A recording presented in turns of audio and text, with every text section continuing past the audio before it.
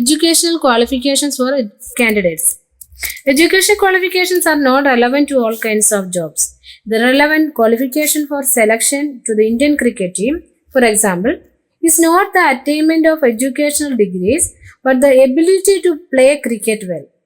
Similarly, the relevant qualification for being an MLA or an MP is the ability to understand people's concerns, problems, and represent their interests. Whether they can do so or not is examined by lakhs of examiners, their voters, after every 5 years. അപ്പോൾ education qualification എന്ന് പറയുന്ന എല്ലാ ജോലിക്കും relevant അല്ലല്ലേ. ഇപ്പം for example പറയുക Indian cricket ടീമിലേക്ക് select ചെയ്യാനുള്ള ക്വാളിഫിക്കേഷൻ എന്ന് പറഞ്ഞ് എഡ്യൂക്കേഷൻ വെച്ചിട്ടാണ്? ഒരിക്കലുമല്ല. അവർ ക്രിക്കറ്റ് എങ്ങനെയാണ് ഏറ്റവും നന്നായിട്ട് കളിക്കാനുള്ള ആ എബിലിറ്റി നോക്കിയിട്ടാണ് എടുക്കുന്നത് അല്ലേ. എന്ന് പറഞ്ഞ പോലെ തന്നെ ഒരു MLAയോ MPയോ ആകാനായിട്ടുള്ള റെലവൻറ്റ് ക്വാളിഫിക്കേഷൻ എന്ന് പറയുന്നത് ജനങ്ങളുടെ കൺസേൺസ്, അവരുടെ പ്രോബ്ലംസ് മനസ്സിലാക്കാനായിട്ടുള്ള കഴിവും അതോടൊപ്പം ജനങ്ങളുടെ താല്പര്യങ്ങൾക്ക് വേണ്ടി നിൽക്കാനുള്ള കഴിവുമാണ് നോക്കുന്നത്. അപ്പോൾ അവരത് ചെയ്യുമോ ഇല്ലയോ എന്നുള്ളത് നോക്കുന്നത് ലക്ഷക്കണക്കിന് എക്സാമിനേഴ്സാണ് നോക്കുന്നത്. അതായത് വോട്ടേഴ്സാണ് എല്ലാ 5 വർഷം കഴിയുമ്പോഴും ഈ MLAമാർ അല്ലെ MPമാർ ഇപ്പം പറഞ്ഞ ഈ എബിലിറ്റിക്ക് അനുസരിച്ചാണോ നിൽക്കുന്നത് എന്നുള്ളത് നോക്കുന്നത്. Even if education was relevant, it should be left to the people to decide how much importance they give to educational qualification. In our country, putting an education qualification would go against the spirit of democracy for yet another reason. വേറൊരു reason കൊണ്ട് നമ്മൾ education qualification പറയുന്നില്ല. It would mean depriving a majority of the country's citizens the right to contest elections. If, for example, a graduate degree like BA, BCom or BSc was made compulsory for candidates, more than 90% of the citizens will become ineligible to contest elections. ഇപ്പോൾ നമ്മൾ ഒരു graduate degree പറയുക ഇലക്ഷനിൽ contest ചെയ്യാനായിട്ട് BAയോ BComോ BScയോ പറയുവാണെങ്കിൽ, compulsory ആക്കുവാണെങ്കിൽ നമ്മുടെ സിറ്റിസൺസിൻ്റെ 90% ആൾക്കാർക്കും ഇലക്ഷനിൽ പങ്കെടുക്കാനായിട്ടുള്ള എലിജിബിലിറ്റി നഷ്ടപ്പെടും. ഇപ്പോൾ നമ്മുടെ സിസ്റ്റം ഓഫ് ഇലക്ഷനിൽ ഫസ്റ്റ് നമ്മൾ ഇലക്ട്രൽ കോൺസ്റ്റിറ്റ്യുവൻസീസ്, റിസർവ്ഡ് കോൺസ്റ്റിറ്റ്യുവൻസീസ് വന്നു. പിന്നീട് നമ്മൾ ചെയ്യേണ്ട ഫസ്റ്റ് സ്റ്റെപ്പ് എന്ന് പറയുന്നത് വോട്ടേഴ്സ് ലിസ്റ്റ് ആണ്. സെക്കൻഡ് തിങ് എന്ന് പറയുന്നത് nomination of candidates. And next one election campaign, election പ്രചരണമില്ലേ, അതാണ്. The main purpose of election is to give people a chance to choose the representatives, the government and the policies they prefer. Therefore, it is necessary to have a free and open discussion about who is a better representative, which party will make a better government or what is a good policy. This is what happens during election campaigns. അപ്പോൾ main purpose of election എന്ന് പറഞ്ഞാൽ to give people a chance to choose the representatives എന്നുള്ളതല്ല, ജനങ്ങൾക്ക് അവരുടെ റെപ്രസെൻറ്റേറ്റീവ്സിനെ തിരഞ്ഞെടുക്കാനായിട്ടുള്ള ഒരു chance കൊടുക്കുക എന്നുള്ളതാണ്. അതോടൊപ്പം ഗവൺമെന്റ് ഫോം ചെയ്യേണ്ടത് ആരാണെന്നുള്ളത്, ഇല്ല ഏത് പോളിസിയാണ് രാജ്യത്ത് നടപ്പാക്കേണ്ടതെന്നുള്ളതൊക്കെ തിരഞ്ഞെടുക്കുക എന്നുള്ളതാണ് ഇലക്ഷന്റെ മെയിൻ പർപ്പസ് എന്ന് പറയുന്നത്. അപ്പോൾ അതുകൊണ്ട് തന്നെ ഒരു ഫ്രീ ആൻഡ് ഓപ്പൺ ഡിസ്കഷൻ ഉണ്ടെങ്കിൽ മാത്രമേ ഉള്ളൂ ആരാണ് ബെറ്റർ ആയിട്ടുള്ള റെപ്രസെൻറ്റേറ്റീവ്, അല്ലെങ്കിൽ ഏത് പാർട്ടിക്കാണ് ഒരു നല്ല ഗവൺമെന്റ് ഉണ്ടാക്കാൻ പറ്റുന്നത്, ഇല്ല ഏത് പാർട്ടിക്കാണ് ഗുഡ് പോളിസി ഉള്ളത്. ഇതൊക്കെ നമുക്ക് മനസ്സിലാകണമെങ്കിൽ തീർച്ചയായിട്ടും ഇലക്ഷൻ സമയത്ത് എന്തുണ്ടായിരിക്കണം, ഒരു ഓപ്പൺ ആയിട്ടുള്ള ഒരു ഡിസ്കഷൻ ഉണ്ടായിരിക്കണം. ആ ഒരു സാഹചര്യത്തിലാണ് ഇലക്ഷൻ ക്യാമ്പയിൻസിന്റെ പ്രാധാന്യം. In our country, such campaigns take place for a 2-week period between the announcement of the final list of candidates and the date of polling. സാധാരണ നമ്മുടെ രാജ്യത്ത് ഈ കാൻഡിഡേറ്റ്സിന്റെ ഫൈനൽ ലിസ്റ്റ് അനൗൺസ് ചെയ്യുന്ന ദിവസം മുതൽ പോളിംഗ് ഡേറ്റ് വരെ, അതായത് നമ്മുടെ വോട്ട് ചെയ്യുന്ന ഡേറ്റ് വരെയുള്ള 2 ആഴ്ചക്കാലം പീരീഡാണ് നമുക്ക് ഇലക്ഷൻ ക്യാമ്പയിന് കിട്ടാറുള്ളത്. During this period the candidates contact their voters, political leaders address election meetings and political parties mobilise their supporters. അപ്പോൾ ഈ ഒരു പീരീഡിൽ എന്തൊക്കെയാണ് ചെയ്യുന്നത്? കാൻഡിഡേറ്റ്സ് വോട്ടേഴ്സിനെ കോൺടാക്ട് ചെയ്യും, ചിലപ്പോൾ ഫോണിൽ കൂടെ വിളിക്കാം, ചിലപ്പോൾ നമ്മുടെ വീടുകളിൽ വന്ന് കാണാം. പൊളിറ്റിക്കൽ ലീഡേഴ്സ് ആയിട്ടുള്ള ആൾക്കാർ എന്ത് ചെയ്യാറുണ്ട്, മീറ്റിങ്ങുകൾ നടത്തും. പൊളിറ്റിക്കൽ പാർട്ടികൾ അവരുടേതായിട്ടുള്ള രീതിയിൽ ആൾക്കാരുടെ സപ്പോർട്ട് മൊബിലൈസ് ചെയ്യും. This is also the period when newspapers and television news are full of election related stories and debates. അപ്പോൾ അതുകൊണ്ട് ആ ഒരു പീരീഡിൽ നമ്മൾ ന്യൂസ് പേപ്പർ നോക്കിയാലും ടെലിവിഷൻ ന്യൂസ് നോക്കിയാലും full of election related stories and ഡിബേറ്റ്സേ കാണത്തുള്ളൂ അല്ലേ. But election campaign is not limited to these 2 weeks only. പക്ഷെ ഇലക്ഷൻ ക്യാമ്പയിൻ എന്ന് പറയുന്നത് ഈ 2 ആഴ്ചത്തേക്ക് മാത്രമായിട്ട് ലിമിറ്റഡ് ആയിരിക്കുമല്ല. Political parties start preparing for elections months before they actually take place. ശരിക്കും പറഞ്ഞാൽ പൊളിറ്റിക്കൽ പാർട്ടികൾ ഈ ഇലക്ഷൻ നടത്താൻ തീരുമാനിക്കുന്നതിന് മുന്നേ തന്നെ അവരുടെ എന്ത് തുടങ്ങുന്നുണ്ട്, ഇലക്ഷൻ ക്യാമ്പയിൻസ് ശരിക്കും പറഞ്ഞാൽ സ്റ്റാർട്ട് ചെയ്യുന്നുണ്ട് അല്ലേ. In election campaigns, political parties try to focus public attention on some big issues. They want to attract the public to that issue and get them to vote for their party on that basis. അപ്പോൾ election ക്യാമ്പയിന്റെ സമയത്ത് political പാർട്ടികൾ എന്ത് ചെയ്യാറുണ്ട്? വലിയ വലിയ പ്രശ്നങ്ങളിലേക്ക് ജനശ്രദ്ധ ആകർഷിക്കാറുണ്ട്. അത് എന്തിനാ അങ്ങനെ ചെയ്യുന്നത്? ഇപ്പൊ ചിലപ്പോൾ കുടിവെള്ള പ്രശ്നമാവാം, ഏതെങ്കിലും ഏരിയയിലുള്ള റോഡിന്റെ പ്രശ്നമാകാം. ഇവർ പറയുന്നത് ഇങ്ങനെയുള്ള പ്രശ്നങ്ങളുണ്ട്, ഞങ്ങളെ ജയിപ്പിച്ചു കഴിഞ്ഞാൽ ഞങ്ങളത് പരിഹരിച്ചു തരാമെന്നുള്ള രീതിയിലായിരിക്കും പറയുന്നത്. അപ്പൊ അതിന്റെ ബേസിസിൽ അവർക്ക് വോട്ട് കിട്ടും. അതിനാണ് അങ്ങനെ ചെയ്യുന്നത്. Let us look some of the successful slogans given by different political parties in various elections. അപ്പോൾ ഈ ഓരോ പൊളിറ്റിക്കൽ പാർട്ടികൾ ഇലക്ഷൻ വരുമ്പോൾ ചില സ്ലോഗൻസ് ഇറക്കാറുണ്ട്. നമ്മുടെ കേരളത്തിലും കഴിഞ്ഞ ഇലക്ഷന്റെ സമയത്തുണ്ടായിരുന്നു. നിങ്ങളത് ഓർത്ത് നോക്കിയാൽ മനസ്സിലാവുന്ന കാര്യം. അപ്പൊ അങ്ങനെയുള്ള കുറച്ച് സ്ലോഗൻസിനെ കുറിച്ചാണ് നമ്മൾ പഠിക്കാൻ പോകുന്നത്. The Congress party led by Indira Gandhi gave the slogan of Garibi Khadao, remove poverty. In the Lok Sabha elections of 1971, the party promised to reorient all the policies of the government to remove poverty from the country. Next one എന്ന് പറയുന്നത് Save Democracy. It was a slogan given by Janata Party under the leadership of Jayaprakash Narayan. In the Lok Sabha election held in 1977, the party promised to undo the excesses committed during emergency and restore civil liberties. The left front used the slogan of land to the tiller in the West Bengal assembly elections held in 1977. Protect the self-respect of the Telugus was the slogan used by N.T. Ramarao, the leader of the Telugu Desam party in Andhra Pradesh assembly elections in 1983. In a democracy, it is best to leave political parties and candidates free to conduct their election campaigns the way they want to, but it is sometimes necessary to regulate campaigns to ensure that every political party and candidate gets a fair and equal chance to compete. അപ്പോൾ ശരിക്കും ഡെമോക്രസിയിൽ election ക്യാമ്പയിന്റെ സമയത്ത് പാർട്ടികളെ സ്വതന്ത്രമായിട്ട് വിടണം അല്ലേ? പക്ഷേ ചില സമയം കുറച്ച് റെഗുലേഷൻസ് ക്യാമ്പയിൻസിന്റെ കാര്യത്തിൽ കൊണ്ടുവരാനായിട്ട് നിർബന്ധിതമാവാറുണ്ട്. According to our election law, no party or candidate can, അതായത് നമ്മുടെ ഇലക്ഷൻ ലോ അനുസരിച്ച് no party or candidate can bribe or threaten voters. ആൾക്കാരെ എന്ത് ചെയ്യാൻ പാടില്ല? ബ്രൈബ് ചെയ്യാൻ, അതായത് ഏതെങ്കിലും രീതി കൈക്കൂലി കൊടുത്തോ ഭീഷണിപ്പെടുത്തിയോ വോട്ട് വാങ്ങിക്കാൻ പാടില്ല. Appeal to them in the name of caste or religion, കാസ്റ്റിന്റെയോ റിലീജിയന്റെയോ ബേസിസിൽ എന്ത് ചെയ്യാൻ പാടില്ല? വോട്ട് ചോദിക്കാൻ പാടില്ല.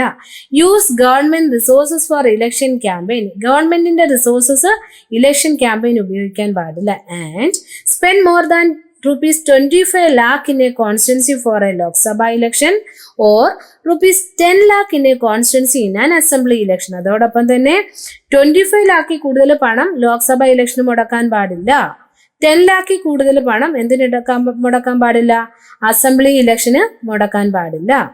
If they do so, their election can be rejected by the court even after they have been declared elected. അപ്പോൾ അഥവാ ഇതിൽ ഏതെങ്കിലും അവർ ചെയ്തിട്ടുണ്ടെങ്കിൽ ഇലക്ഷന്റെ റിസൾട്ട് വന്ന്, അതായത് ഇവർ ഇലക്ഷന് തെരഞ്ഞെടുക്കപ്പെട്ടാൽ പോലും ഇവരുടെ ആ തെരഞ്ഞെടുക്കപ്പെട്ടതെന്നുള്ളത് എന്ത് റിജക്റ്റ് ചെയ്യും കോടതി, അല്ലെങ്കിൽ അത് അവര് ജയിച്ച MLA MP ആയാലും അവരുടെ ആ സ്ഥാനം എന്നുള്ളത് അസാധുവായി പോകും.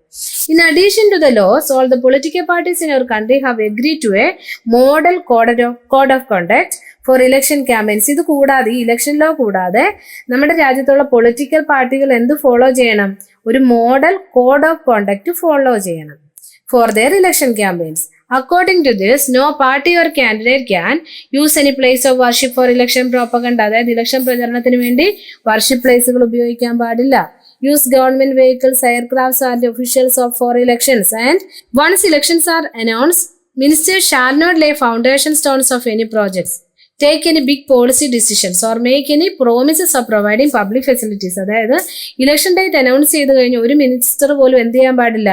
ഏതെങ്കിലും പ്രോജക്റ്റിന്റെ ഫൗണ്ടേഷൻ സ്റ്റോണ് സ്ഥാപിക്കാൻ പാടില്ല. എന്ന് പറഞ്ഞാൽ തറക്കല്ലിടത്തില്ല, ഏതെങ്കിലും ഇപ്പൊ ചിലപ്പോൾ വലിയ ഹോസ്പിറ്റലിനായിരിക്കാം, അല്ല റോഡുകൾക്കായിരിക്കും, അതിനൊക്കെ ഫൗണ്ടേഷൻ സ്റ്റോൺ സ്ഥാപിക്കും അല്ലെ, അത് ചെയ്യാൻ പാടില്ല. അതുപോലെ ഏതെങ്കിലും പ്രധാനപ്പെട്ട പോളിസി ഡിസിഷൻ എടുക്കാൻ പാടില്ല. അതുപോലെ പബ്ലിക് ഫെസിലിറ്റി ആയിട്ട് ബന്ധപ്പെട്ട കാര്യങ്ങളിൽ ജനങ്ങൾക്ക് ഒരു പ്രോമിസും കൊടുക്കാൻ പാടില്ല. മിനിസ്റ്റേഴ്സ് ആയിട്ടുള്ള ആൾക്കാരുടെ കാര്യമാണ് പറയുന്നത് കേട്ടോ.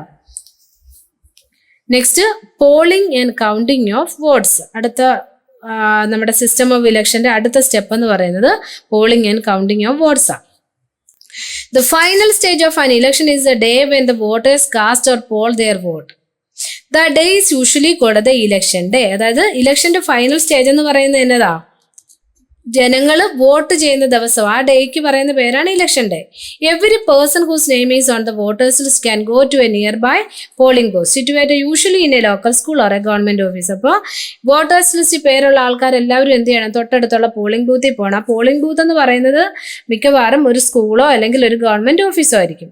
Once a voter goes inside the booth, the election officials identify her, put a mark on her finger and allow her to cast their vote. അപ്പം ഈ വോട്ടർ ബൂത്തിന്റെ ഉള്ളിൽ കയറി കഴിഞ്ഞ് എന്ത് ചെയ്യും? കുറെ എല്ലാ പാർട്ടിയുടെയും എന്താ പറയുന്നത് റെപ്രസെന്റേറ്റീവ്സ് ആയിട്ടുള്ള ആൾക്കാർ അതിൻ്റെ അകത്ത് കാണും. അതോടൊപ്പം തന്നെ ഗവൺമെന്റ് ഒഫീഷ്യൽസ് ആയിട്ടുള്ള ആൾക്കാർ കാണും. അവരെന്ത് ചെയ്യും? ആ വോട്ടേഴ്സ് ലിസ്റ്റിലുള്ള ആൾ തന്നെയാണോ എന്ന് ഐഡന്റിഫൈ ചെയ്യും. ഒന്നെങ്കിൽ ഇലക്ഷൻ ഐഡന്റിറ്റി കാർഡ് വെച്ചിട്ടായിരിക്കാം, അല്ലെ പാൻ കാർഡോ റേഷൻ കാർഡോ അല്ലെങ്കിൽ എന്താ ലൈസൻസോ എന്തെങ്കിലും വെച്ചിട്ട് അവരെ ഐഡന്റിഫൈ ചെയ്യും. എന്നിട്ട് എന്ത് ചെയ്യും? അവരുടെ ഫിംഗറിൽ ഒരു മാർക്കിടും, ഒരു ഇങ്ക് കൊണ്ടൊരു മാർക്കിടും. എന്നിട്ട് വോട്ട് ചെയ്യാനായിട്ട് അനുവദിക്കും. An agent of each candidates is allowed to sit inside the polling booth and ensure that the voting takes place in a fair way. അപ്പോൾ എല്ലാ കാൻഡിഡേറ്റിന്റെയും ഏജന്റുമാർ അകത്ത് കാണും. അതായത് ഞാൻ പറഞ്ഞില്ലേ, പൊളിറ്റിക്കൽ പാർട്ടിയുടെ റെപ്രസെന്റേറ്റീവ്സ് ആയിട്ടുള്ള ആൾക്കാർ കാണുമെന്ന് പറഞ്ഞില്ലേ. അവരെന്നേത്തിനാ പോളിംഗ് ബൂത്തിൽ ഇരിക്കുന്നേ? അവരിയ്ക്കുന്നത് ഈ വോട്ടിംഗ് ഫെയർ ആയിട്ടാണോ നടക്കുന്നതെന്നുള്ളത് മനസ്സിലാക്കാൻ വേണ്ടിയാണ് ഇരിക്കുന്നത്. അപ്പൊ ചിലപ്പോൾ മരിച്ചുപോയ ആൾക്കാരുടെയൊക്കെ പേരിൽ ആൾക്കാരൊക്കെ ചെന്ന് വോട്ട് ചെയ്യാനൊക്കെ സാധ്യതയുണ്ടല്ലേ. അപ്പം ഒരാൾക്ക് പകരമായിട്ട് വേറെ ആളെ ചെന്ന് വോട്ട് ചെയ്യാം. അപ്പൊ അങ്ങനെയുള്ള കാര്യങ്ങൾ ഒഴിവാക്കാൻ വേണ്ടി ഫ്രീ ആയിട്ട് ഫെയറുമായിട്ടാണ് വോട്ടിംഗ് നടത്തുന്നതെന്ന് ഉറപ്പുവരുത്താൻ വേണ്ടിയാണ് ഈ ഓരോ കാൻഡിഡേറ്റ്സിന്റെയും ഏജന്റ് ഈ പോളിംഗ് ബൂത്തിനുള്ളിൽ ഇരിക്കുന്നത്. Earlier, the voters used to indicate who they wanted to vote for by putting a stamp on the ballot paper. പണ്ട് കാലത്തൊക്കെ എങ്ങനെയാ ചെയ്തിരുന്നത്? ബാലറ്റ് പേപ്പർ എന്ന് പറയുന്ന പേപ്പർ ഉണ്ട്. അതിൻ്റെ അകത്ത് എല്ലാ കാൻഡിഡേറ്റ്സിന്റെ പേരും കാണും, റൈറ്റ് സൈഡിൽ അവരുടെ സിമ്പിൾസും കാണും. അതിനനുസരിച്ച് നമ്മൾ വോട്ട് ചെയ്തിട്ട് ആ ബാലറ്റ് പേപ്പർ മടക്കി എന്ത് ചെയ്യുമായിരുന്നു? നമ്മൾ ഇതിന്റെ ഒരു ബോക്സ് കാണാം, അതിൻ്റെ അകത്ത് ഇടുവാണ് പണ്ട് ചെയ്തുകൊണ്ടിരുന്നത്. ബാലറ്റ് പേപ്പർ എന്ന് പറഞ്ഞു കഴിഞ്ഞാൽ it is A sheet of paper on which the names of the കോണ്ടസ്റ്റിംഗ് candidates along with the party name and symbols are listed. Nowadays, electronic voting machines or EVM are use to record votes. ഇപ്പോഴെന്നാ ചെയ്യുന്നത്? അന്ന് പണ്ടത്തെ കാലത്ത് ഈ ballot പേപ്പറിൽ ആർക്കാ vote ചെയ്യുന്നത് mark ചെയ്തിട്ട് നമ്മൾ മടക്കി ബോക്സിൽ ഇടുക, എന്നിട്ട് ഇതിന്റെ കൗണ്ടിങ്ങിന്റെ ദിവസം ഇത് എടുത്തിട്ട് എണ്ണുവാ ചെയ്തുകൊണ്ടിരുന്നത്. അപ്പോൾ ഒത്തിരി സമയമെടുക്കും ഈ റിസൾട്ട് വരാൻ. ഇപ്പം നമ്മൾ ഉപയോഗിക്കുന്നത് എന്നത് ഇലക്ട്രോണിക് വോട്ടിംഗ് മെഷീൻ ഉപയോഗിക്കുന്നത്, EVM ആ ഉപയോഗിക്കുന്നത്. The machine shows the names of the candidates and the party symbols. Independent candidates too have their own symbols allotted by election commission. അപ്പോൾ പാർട്ടി ടിക്കറ്റിലല്ലാതെ ഇൻഡിപെൻഡന്റ് ആയിട്ട് മത്സരിക്കുന്ന ആൾക്കാരും ഉണ്ടാവും. അവർക്കും എന്ത് കിട്ടും? സിമ്പിൾസ് ഒക്കെ കാണും ഇലക്ഷൻ കമ്മീഷൻ കൊടുക്കുന്നത്. All that the voter has to do is to press the button against the name of the candidate she wants to give her vote. അപ്പൊ ഈ മെഷീനിൽ തന്നെ എല്ലാ കാൻഡിഡേറ്റ്സിനും പേരും കാണും, റൈറ്റ് സൈഡിൽ അവരുടെ സിമ്പിൾസും കാണും. നമ്മൾ അതിന്റെ തൊട്ടപ്പുറത്ത് ഒരു ബട്ടനൂടെ കാണും. നമ്മൾക്ക് ആർക്കാണ് നമ്മൾ വോട്ട് കൊടുക്കാൻ ഉദ്ദേശിക്കുന്നത് അവരുടെ പേരിന് നേരെയുള്ള ബട്ടൺ നമ്മൾ പ്രസ് ചെയ്താൽ മതി. Once a polling is over all the EVMs are sealed and taken to a secure place. അപ്പൊ പോളിംഗ് കഴിയുമ്പോൾ എന്ത് ചെയ്യും? EVM എല്ലാം സീൽ ചെയ്തിട്ട് ഒരു സെക്യൂർ ആയിട്ടുള്ള കേന്ദ്രത്തിലേക്ക് മാറ്റി, വോട്ടെണ്ണൽ കേന്ദ്രത്തിലേക്ക് മാറ്റും. എ ഫ്യൂ ഡേയ്സ് എന്നിട്ട് ആ വോട്ട് എണ്ണുന്ന സമയം വരെ ഇതിന് നല്ല കംപ്ലീറ്റ് കാവലിലായിരിക്കും പോലീസിന്റെയും ചിലപ്പം മിലിറ്ററിയുടെയും ഒക്കെ സഹായത്തോടു കൂടി ആയിരിക്കും ശരിക്കും പറഞ്ഞത് പ്രൊട്ടക്ട് ചെയ്യുന്നത്. A few days later on a fixed date all the EVMs from a constituency are opened and the vote secured by each candidates are counted. എന്നിട്ട് എന്ത് ചെയ്യും? ഒരു ഫിക്സഡ് ഡേറ്റിൽ ഈ EVM എല്ലാം ഓപ്പൺ ചെയ്തിട്ട് ഓരോ കാൻഡിഡേറ്റിനും കിട്ടിയ വോട്ട് കൗണ്ട് ചെയ്യും. The agents of all candidates are present there to ensure that the counting is done properly. അപ്പോൾ ഈ പോളിംഗ് ഡേറ്റിന്റെ പോലെ തന്നെ കൗണ്ടിംഗ് ഡേറ്റിന്റെ അന്നും എന്ത് കാണും? എല്ലാ കാൻഡിഡേറ്റ്സിന്റെ ഏജന്റ് കാണും. എന്തിനു വേണ്ടിയാ? ഈ വോട്ടെണ്ണല് ഫെയർ ആയിട്ടാണോ നടക്കുന്നതെന്ന് ഉറപ്പാക്കാൻ. The candidate who secures the highest number of votes from a constituency is declared elected. In a general election, usually the counting of votes in all the constituencies take place at the same time, on the same day. അപ്പോൾ general election ആണെങ്കിൽ എല്ലാ കോൺസ്റ്റിറ്റ്യുവൻസിയിലെയും വോട്ടുകൾ എണ്ണുന്നത് same ടൈമിൽ same ഡേയിലായിരിക്കും. Television channels, radio, newspapers report this event. Within a few hours of counting, all the results are declared and it becomes clear as to who will form the next government. അപ്പോൾ television ചാനലുകൾ, റേഡിയോയിൽ, news പേപ്പറിലും എല്ലാം event minute അല്ല സെക്കൻഡുകൾക്ക് അനുസരിച്ച് അനുസരിച്ച് report ചെയ്തുകൊണ്ടിരിക്കും. കുറച്ച് മണിക്കൂറുകൾക്ക് ശേഷം എല്ലാ റിസൾട്ടും ഡിക്ലെയർ ചെയ്യും. അതുപോലെ തന്നെ ഏത് പാർട്ടിയാണ് ഗവൺമെന്റ് ഫോം ചെയ്യേണ്ടതെന്നുള്ളത് കറക്റ്റായിട്ട് ഡിക്ലെയർ ചെയ്തിരിക്കും. അപ്പോൾ നമ്മളിപ്പോൾ പഠിച്ചത് what is our system of election ആണ്. ആ സിസ്റ്റം ഓഫ് ഇലക്ഷനിൽ നമ്മൾ ടു ടൈപ്പ് ഓഫ് ഇലക്ഷൻ പഠിച്ചു, general election and by election. And after that we have discussed about electoral constituencies. പിന്നെ നമ്മൾ റിസർവ്ഡ് കോൺസ്റ്റിറ്റ്യുവൻസീസ് പഠിച്ചത് എന്തിനു വേണ്ടിയാ? വീക്കർ സെക്ഷൻസ് ഓഫ് സൊസൈറ്റിയിലുള്ള ആൾക്കാർക്കും ഇലക്ഷനിൽ പങ്കെടുക്കാനായിട്ടുള്ള ഒരു ഫെയർ ചാൻസ് കിട്ടുന്നതിന് വേണ്ടി. പിന്നെ ഇത് ഫസ്റ്റ് സ്റ്റെപ്പ് ഓഫ് ഇലക്ഷൻ എന്ന് പറയുന്നത് വോട്ടേഴ്സ് ലിസ്റ്റ് ചെയ്യുക എന്നുള്ളതാണ്. പിന്നെ നെക്സ്റ്റ് വൺ എന്ന് പറയുന്നത് നോമിനേഷൻ ഓഫ് കാൻഡിഡേറ്റ്സ് ആണ്. പിന്നീട് ഇലക്ഷൻ ക്യാമ്പയിൻ ആണ് വന്നത്. ഇലക്ഷൻ ക്യാമ്പയിന് ശേഷം polling and counting of votes എന്നുള്ള സംഭവമാണ് പിന്നീട് വന്നത്. അത്രയും കൊണ്ടാണ് നമ്മുടെ ഇലക്ഷൻ കംപ്ലീറ്റ് ആകുകയാണ് ചെയ്യുന്നത്.